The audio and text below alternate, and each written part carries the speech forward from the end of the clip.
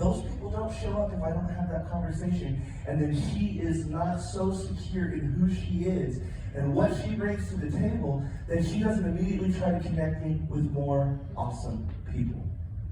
She was Miss Missouri. She's been in pageants, commanding stages by literally standing there.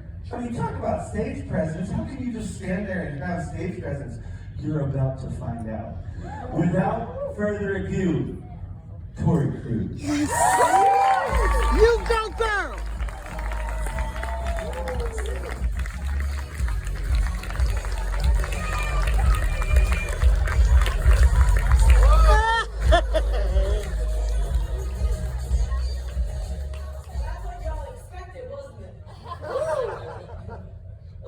Unexpected.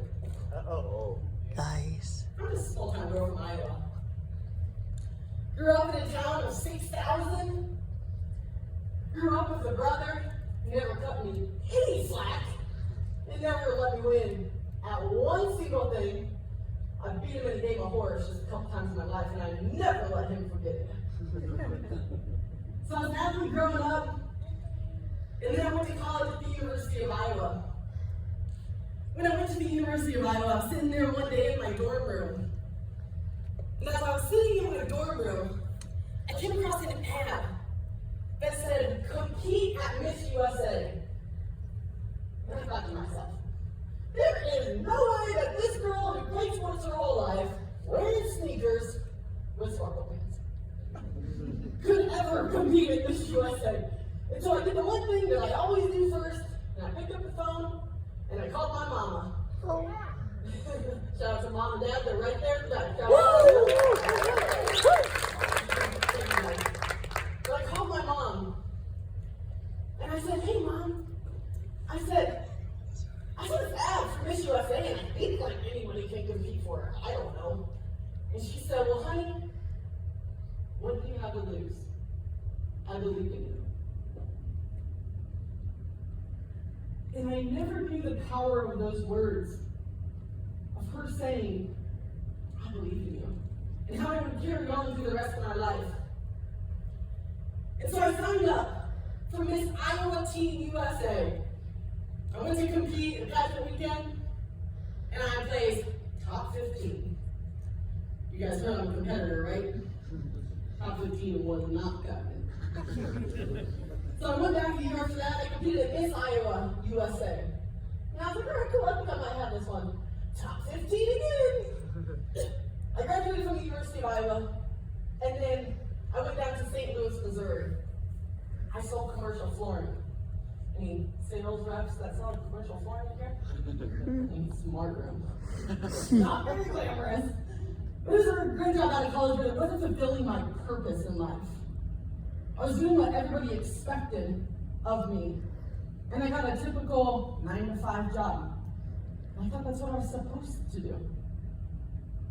Well, then I decided to try this pageant thing one more time. And I competed for Miss Missouri USA. And I placed top 15. Are any of you guys getting tired of hearing me lose yet? I hate losing. We're pretty good friends here right now. I've been hanging out with you guys for a little while. And if you're gonna know one thing about me, I love to win. And I'm not ashamed to say it anymore. And so I placed top 15 that year, but something hit a little bit different this time. And in that moment, I stopped and asked myself, why in the world do I keep going back to this one thing that I keep losing at, but something's still pulling me back? Did you guys ever felt that way with something? Why? So I stopped and asked myself, why and what do I have to do to win this damn thing? So I'm tired of losing. I'm tired of hearing no. And so I did the one thing that I've done my whole life, and I hired the best coaches and mentors that I could possibly find in the pageant industry. And so when I hired these coaches, the next year I went back and I placed second runner-up. I leveled up my coaches and mentors again. I leveled up my mindset. I started focusing on internal things with Tori, not the external beauty that everybody thinks wins pageants. So I came back the next year, showed up a little bit more unexpected. I placed first runner-up. I still feel that today. Like, oh my gosh. The first round up was terrible. It was super, super hard. Because you're so close, you can just taste it. Well then, after I played first round up, I said, you know what? I have to do something that gets me so uncomfortable with myself in order to win this thing. And so what I did, I put a pause for a second. I quit my sales job. I moved to Los Angeles temporarily for 8 months, and I pursued my goal at that time, and that was sports reporting. I thought I was going to be the next Aaron Andrews. So I went out there and I was pursuing sports reporting. I'll tell you a little bit more on that story here in a little bit. But when those 8 months were up in Los Angeles, I went back to Missouri to compete one last time. I was either going to age out or they were going to give me the David crown. Like, I was not giving up. So I went back that year, and I was standing. And let's see if I can use without breaking these things. And I'm standing right here. You're standing at this catalog stage. You know, Coach Bird just did this at Monster Nation too, and you guys are doing great. I love these stages. It's like deja vu. But I was standing here, hand in hand, that year at the pageant with the other girl. And if any of you know anything about pageantry, if your hands are on top, well, you're winning that thing. So if Mariah was over here trying to get her hands on top, I mean, I was just like, this is my year, darn it, give me the crown.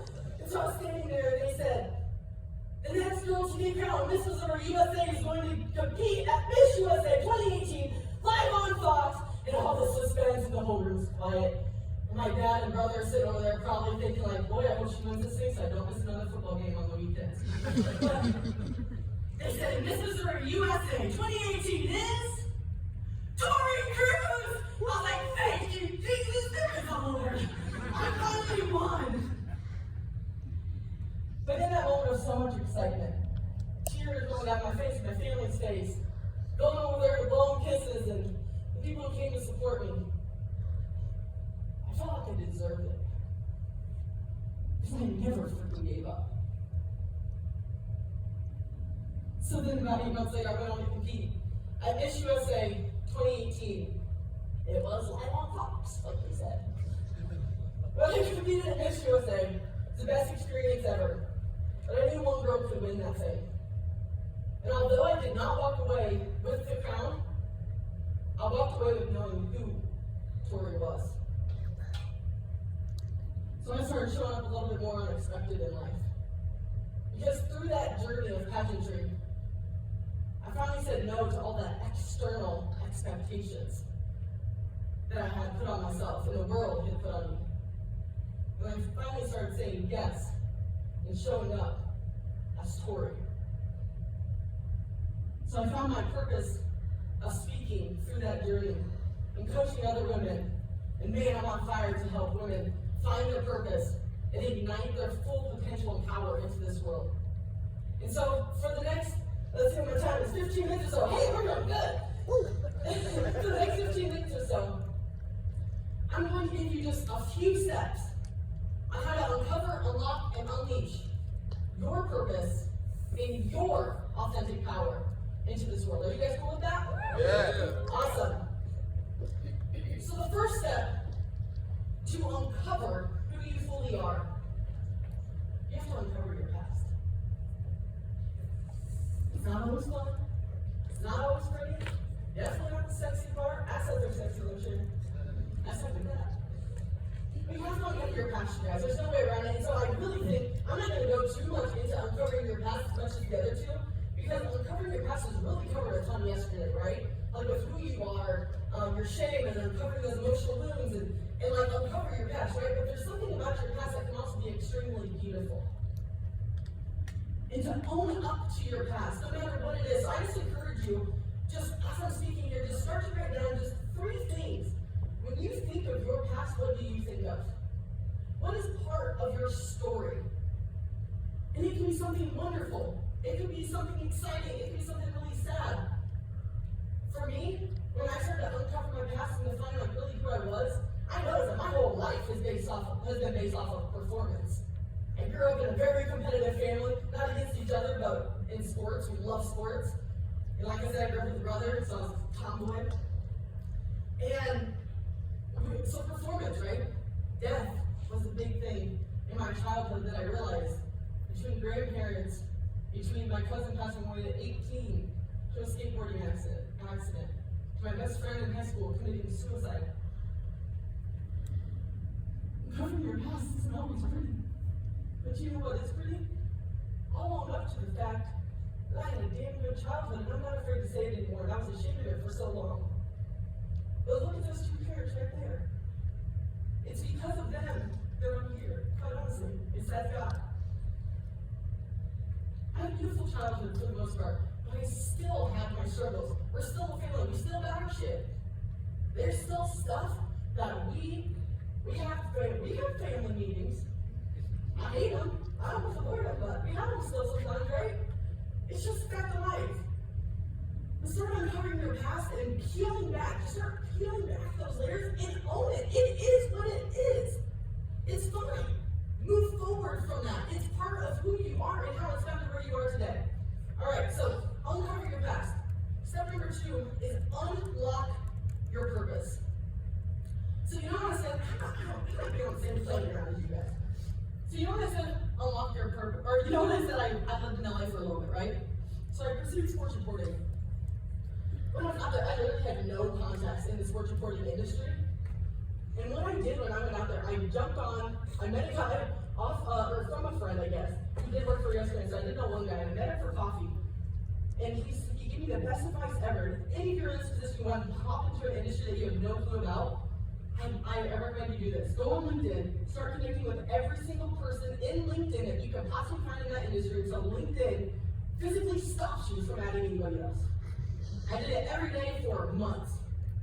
And every single person that accepted my request, I sent them a direct message and just introduced myself and said, hey, I love your mission. Always start, if you send somebody a message, always start with about them.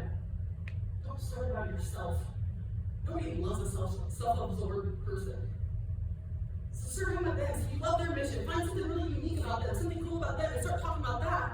And say, hey, I'm just diving into this industry, or I just really am passionate about learning more about this. So can I maybe borrow like 10 minutes of your time? If not, no worries, but thank you so much for taking the time to read this. I did that. I ended up going to Fox Sports twice in the Big Ten Network in Chicago. But it wasn't just because I reached out and was a curious person, it was also because I took action. And I know we have a lot of beliefs as a team because we had the entrepreneurial churches for you, we had everything else. I love Jesus, he's my homeboy. But you have to take action. We can only pray for so long, but get up off your butt and take action, uncomfortable action, and then he'll reward you. But when I went there, I created this at-home studio in LA because I had no footage, I had no experience being a sports reporter, but by golly, I was gonna make it. So I went to Party City, I bought fake turf, and I bought like some weird backdrop, and then I made a basketball hoop, and a football and basketball, and I would sit on my couch in Los Angeles with my roommate. I would watch a football or basketball game on TV, and then I would go with my sports reporter dress on or outfit or whatever. I would go over to my at-home studio, just like 2 steps from my living room, and I had a microphone, a long mic cord connected to my phone to video me. And I would go over there and say, reporting live from the studios of Highlights and Heels, Tori Kruse, and I would report on the game. Sweet. And I was like, I had to make it happen. If I wanted something bad enough, I had to show that I wanted it bad enough. And so I created this highlight reel. I compiled all the videos together. Some were horizontal, some were vertical because they're on my cell phone. And I put them all together in iMovie, and I sent that hodgepodge of a video to literally the same hiring manager, Jacob, that hired Aaron Andrews at Fox Sports. And he saw that video, and he invited me to come in and talk to him. Wow. You guys, if you want to start unlocking your purpose, start doing something a little different than the rest of the world. Start showing the rest of the world how bad you want it. I mean, if you don't even know where to start, maybe you're like, I don't know what my purpose is still. Start experimenting. What lights you up? When you are at your happiest, where are you at and who are you around? And what activity are you doing? What lights up your soul? And through that journey, in Los Angeles, I was taking hosting courses at the same time because I had to learn how to be on camera with a microphone because I had no idea. And when I was taking these hosting courses, I found my love for speaking. I already knew I liked stages with pageantry and like more the performance. sing or do anything, my God, leave me a round of applause for that band and like Greg and Kim. I'm a singer. I'm real. I cannot do that. That's why I'm a singer, because I can't dance and I can't sing. So this is the only other thing I can. But I found my purpose through going after another goal. And so maybe some of you are thinking to yourself, well, I have this thing in mind, but what if I get there and I don't like it? Well, guess what? That's exactly what happened to me. I thought I wanted to be a sports reporter. But then on the way, God said, no, I'm going to go this way. This is what you're called to do. So sometimes we're getting too caught up in the process of thinking like, oh, what if I fail? Or what if I don't like it? But what if you try? And then your steps are redirected. Start unlocking that purpose inside of you. The third step, unleash your power. Raise your hand right now if you want more than anything to be the most authentic person to yourself and unleash it into the world. Woo! Let's go. But in order to unleash your power into this world, first have to uncover your past, right? Unlock your purpose, and then you have to start unleashing it. So I'm going to tell you a little story. Just 2 years ago, I was living in Des Moines, Iowa. I was living with my boyfriend at the time. He was my college sweetheart. Everything looked perfect on paper. Man, he had the sports cars, he had the yachts, he had the jets, he had the looks. Everything that you would think a pageant girl would end up with, man, externally, it was gorgeous. But I found myself every day, so I was sitting there reading scriptures and devotions with tears rolling down my face. I felt like I was just slowly losing all of that confidence that I had built up in myself for a total of 8 years to compete in Miss USA. I found myself being completely lost. I knew what my purpose was, but I couldn't pull myself out of this rut. I found myself laying on the floor fighting with anxiety and bawling, and uncontrollably, and I couldn't figure out what in the world was going on. And I started to just get so frustrated, but I couldn't move the needle. And I was getting angry and I was sad. And then one day, I made the decision to leave and go to Phoenix, Arizona.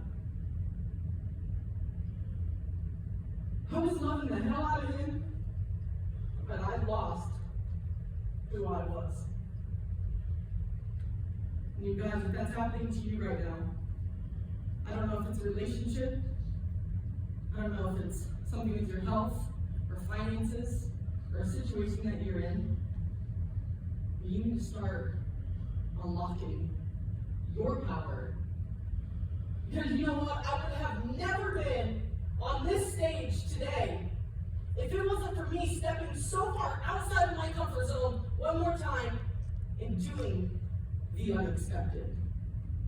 Showing up as the unexpected. Unapologetically. It was the most gut-wrenching time of my life. But you know what? That was 2 years ago. And look where I am now. God is good.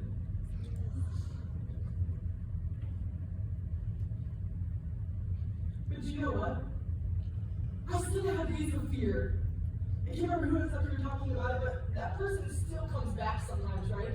That pain, that fear of failure, that what if I do take the leap of faith and leave him and start this brand new life? What if I regret it? What if I go to this new city and I don't like it? What if I pursue speaking and coaching and I'm not good at it and I look like an idiot out there? What if?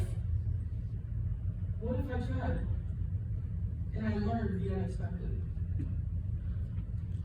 So whenever I'm having a tough day, I think about that Tori sitting back in Des Moines, Iowa,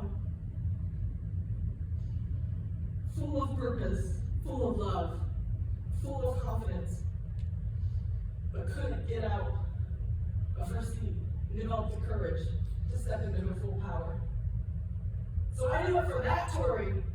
On those days now that I'm scared and fearful and don't want to do something. So my question to you guys is, are you going to step into your full potential?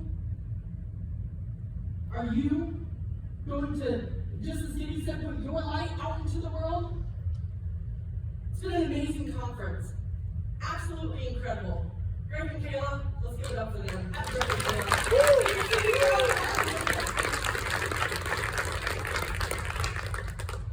You guys, you get one life. One life. How are you going to live it? God did not give you another day because you needed it. He gave you another day because somebody needs you.